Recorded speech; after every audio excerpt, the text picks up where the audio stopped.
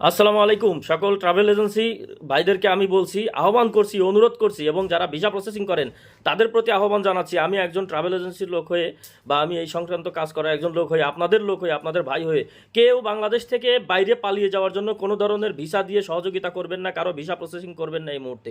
যারা আমাদের উপর, আমাদের ভাইদের উপরে, আমাদের জনগণের উপরে অত্যাচার করছে তাদেরকে কিছুটা শায়েস্তা হতে দিন। তারপরে গিয়ে অন্তত 15 দিন আমরা কেউ কোনো ধরনের ভিসা প্রসেস করবো না যেই ভিসা দিয়ে বাংলাদেশ থেকে বাইরে পালিয়ে যাওয়া যাবে। এরকম কোনো ভিসা প্রসেস করবেন না। সকলের তার অনুরোধ, যারা এই মুহূর্তে পালিয়ে যাওয়ার জন্য এই পাঁচাটা লিগদেরকে ভিসা প্রসেসিং করে দিয়ে সহযোগিতা করবেন, আমরা কিন্তু আপনাদেরকে বাংলাদেশের দেশদ্রোহী হিসেবে, রাষ্ট্রদ্রোহী হিসেবে চিহ্নিত করবো, রাজাকার, নব্য রাজাকার হিসেবে চিহ্নিত করে রাখবো ইনশাল্লাহ।